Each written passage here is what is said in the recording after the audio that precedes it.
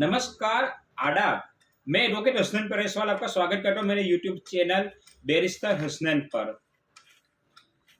आप लोगों के अंदर कहीं ना कहीं ये सवाल तो आता होगा कि दुनिया में जो विकसित देश है वो इतने ज्यादा विकसित क्यों है और जो देश है पीछे वो इतने ज्यादा पीछे भी क्यों है। तो अगर मैं आपको इस सवाल का जवाब सिर्फ एक ही शब्द में दूं तो वो है कि वहां के नागरिकों की मेंटालिटी।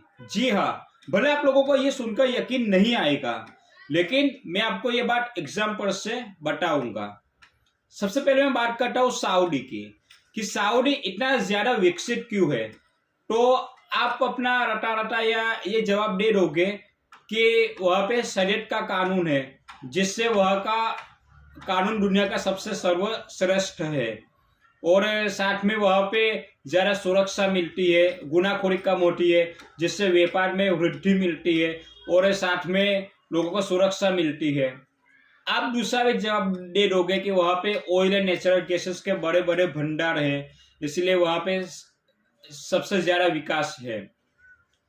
लेकिन यहाँ पे मैं आपको रोकना चाहूंगा, क्योंकि शरीयत का कानून हो या फिर ऑयल एंड नेचुरल गैसेस के भंडार हो या फिर उससे भी ज्यादा हीरा सोना या फिर बड़े बड़े जो खनिज है उसके भंडार, तो अफ्रीका के उन कई देशों में है जहां पे आधे से ज्यादा लोगों को भरपेट खाना भी नहीं मिलता। अब ऐसा क्यों? तो फिर सऊदी के पास ऐसा क्या है?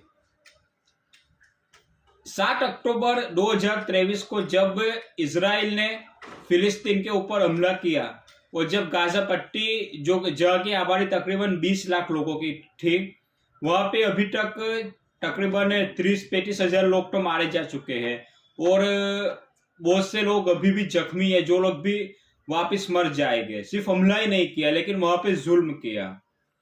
जुल्म कैसे किया कि वहां के स्कूल को तोड़ डाली, लोगों को मारा, वहां के अस्पतालों में इलाज नहीं होने दिया, लोगों को खाना नहीं पहुंचने दिया। ठीक है, वैसा ही बड़ा सा जेनोसाइड किया। और अभी भी आपको पता है कि युद्ध तो अभी भी कंटिन्यू है, चल रहा है।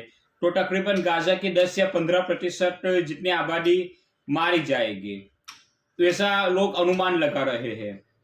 अब ये जो गाजा में जितने भी लोग मर रहे हैं या जिन लोगों के ऊपर जुल्म हो रहा है, वो सभी लोग तो मुसलमान ही है ना। बहुत से इस्लामिक देशों में इसके अगेंस्ट में प्रदर्शन हुए, लेकिन सऊदी में किसी ने प्रदर्शन नहीं किया, ना कि सऊदी की सरकार ने कुछ भी किया। हालांकि लोगों का सबसे ज्यादा उम्मीद सऊदी से ही थी कि वो फिलिस्तीनियों की मदद करेगी या फिर वो इजराइल के खिलाफ कुछ भी करेगी, जंग करेगी, या फिर अगर जंग नहीं भी करेगी तो सिर्फ उसको जो ऑयल एंड गैसेस की जो सप्लाई है वो रोक देगी। लेकिन फिर भी उसने ऐसा कुछ नहीं किया, क्योंकि सऊदी को पता है। क्यों नहीं किया? क्योंकि सऊदी को पता है और उसके लोगों को पता है कि अगर उसने इजराइल के खिलाफ कुछ भी किया तो वो उसके देश के हितों के विपरीत होगा, उसके देशों के हितों को नुकसान होगा। अब मैं आपको बात करता हूँ फ्रांस की। फ्रांस ने 2004 में सभी स्कूल, कॉलेज और जितने भी शैक्षणिक संस्थान है वहां पे धार्मिक निशानियों को ले जाने पर प्रतिबंध लगा दिया। जैसे फ्रांस में सबसे ज्यादा आबादी तो क्रिश्चियन लोगों की होती है, इसलिए जो क्रिश्चियन लोग जो क्रॉस पहनते हैं उसके ऊपर प्रतिबंध लगा दिया। लेकिन वहां के लोगों ने कुछ भी नहीं किया, ना कोई विरोध किया, कुछ नहीं किया। फिर फ्रांस ने 2011 में बुर्का पहनने पर भी प्रतिबंध लगा दिया मुस्लिम महिलाओं के ऊपर।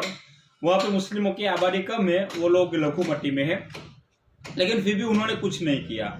फ्रांस ने कोई डिस्क्रिमिनेशन नहीं किया, ऐसा भेदभाव नहीं किया था, सभी के ऊपर प्रतिबंध लगाए। लेकिन वहां के लोगों ने उसको मान लिया, उसको स्वीकार किया, इसलिए फ्रांस आज विकसित है, सुपर पावर है। अब मैं बात करता हूँ चाइना की। चाइना को आजादी, हमारी आजादी यानी कि भारत की आजादी के भी 2 सालों के बाद मिली, और 1970 तक चाइना शायद कुछ भी नहीं था। लेकिन चाइना के जो राष्ट्रपिता थे माओ त्से-तुंग, जैसे कि हमारे राष्ट्रपिता थे महात्मा गांधी, वैसे चाइना के थे माओ त्से-तुंग। उन्होंने एक नई विचारधारा बनाई जिसको बोलते माओइज्म। उस माओइज्म में क्या था कि सभी जो हित थे, जैसे कि समाज का हित हुआ या फिर धर्म का हित हुआ, उससे ज्यादा उन्होंने राष्ट्र हित को ही महत्व दिया। आज आप सब लोग देख सकते हो कि चाइना कहाँ पे है। अरे मैं तो ये बोलता हूँ कि दुनिया में एक और पूरी दुनिया और एक और चाइना, अगर हम ऐसा बोले ना तो फिर भी हमारी बात चल जाएगी। आज पूरी दुनिया चाइना के ऊपर निर्भर है, चाइना किसी के ऊपर निर्भर नहीं है, क्योंकि वहां के नागरिकों ने ऐसी मेंटालिटी बना डाली कि नहीं, हमारा देश ही सबसे प्रथम है। अब मैं बात करता हूँ यूएसए की, यानी अमेरिका की। 11 सितंबर 2001 को अल कायदा के कार्यकर्ताओं ने अमेरिका में न्यूयॉर्क सिटी में जो उसका वर्ल्ड ट्रेड सेंटर था उसके ऊपर विमान ठोक डाला। वो हमला अमेरिका का सबसे, यानी अमेरिका की आजादी के बाद अमेरिका के ऊपर हुआ सबसे बड़ा हमला था। उससे पहले पर्ल हार्बर में भी कुछ जापान ने हमला किया था, लेकिन उसमें बहुत से कम लोग मारे गए थे, जबकि यहाँ पे तो हजारों लोग मारे गए। और अमेरिका ने क्या किया था कि जापान के ऊपर 2 न्यूक्लियर बॉम्ब भी गिराए थे। जबकि ये जो हमला हुआ था जिसको हम बोलते हैं 9/11 का हमला, उससे बड़ा हमला अमेरिका के इतिहास में ना कभी उसके ऊपर हुआ था और ना अभी तक कोई, उससे पहले भी नहीं हुआ था, उसके बाद में अभी तक ऐसा कोई हमला नहीं हुआ है। यानी कि पूरी दुनिया में अमेरिका की नाक कट गई। अब ये अल कायदा के लोग कौन से धर्म के थे? वो सब तो मुसलमान थे ना, और अमेरिका में भी उस वक्त बहुत से मुसलमान बसते थे। लेकिन अमेरिका की सरकार ने या फिर अमेरिका के लोगों ने, अमेरिकन ने कभी भी किसी मुसलमान के साथ कोई भी भेदभाव नहीं किया। मैंने तो ऐसा भी कहीं पे सुना है कि वो जो हमला हुआ था 9/11 का, उसमें जो मास्टर माइंड थे उसका नाम था शायद मोहम्मद अट्टा नाम था। उसका बेटा भी अमेरिका में ही रहा, उसने पढ़ाई की और आज वो अमेरिका में सेटल है। यानी जिसके पिता ने इतना बड़ा कारनामा कर दिया था, उसके बेटे के साथ कभी किसी अमेरिकन ने कोई भी ऐसा भेदभाव, ऐसा कोई डिस्क्रिमिनेशन नहीं किया, क्योंकि उन लोगों को पता था कि अगर वो लोग मुसलमानों के साथ ऐसा कोई डिस्क्रिमिनेशन करेंगे तो वो उसके राष्ट्रहित के लिए नुकसानदायक रहेगा। तो मैं आज के वीडियो में सिर्फ इतना कहना चाहता हूँ कि जो लोग अपने बाकी हितों को छोड़कर अपने राष्ट्र को ज्यादा हित देते हैं, ज्यादा महत्व देते हैं, वो देश सबसे ज्यादा विकसित होते हैं।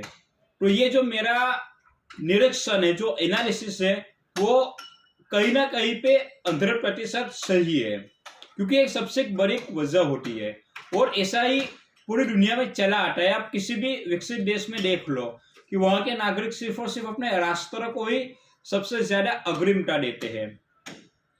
और मैं हम सब भारतीयों से भी ये उम्मीद रखता हूं कि हम सब भी अपने, देखो हमारे पास बहुत से हित होते हैं, जैसे कि कोई हमारा परिवार होता है, हमारा मोहल्ला होता है, गांव होता है, समाज होता है, हमारा धर्म होता है, हमारी ज्ञाति होती है, हमारा राष्ट्र होता है, बहुत सी ऐसी चीजें होती है, कई हमारी भाषा होती है, ठीक है। लेकिन हम सिर्फ अपने राष्ट्र को ही अगर अग्रिमता देते हैं, उसके बाद में ये सब कुछ, तो मुझे ऐसी उम्मीद है कि आने वाले सालों में हम भी ऐसे विकसित देशों में आ जाए, जैसे कि आज सऊदी है या फिर आज फ्रांस, अमेरिका है, चीन है। वैसे ही आने वाले वर्षों में शायद हम भी इस श्रेणी में आ सकते हैं। तो अगर आपको ये मेरा वीडियो अच्छा लगा तो आप मेरे वीडियो को लाइक कीजिए, शेयर कीजिए, मेरे चैनल को सब्सक्राइब कीजिए, जिससे आपको ऐसे ही इंटरेस्टिंग वीडियोस मिलते रहे। जय हिंद।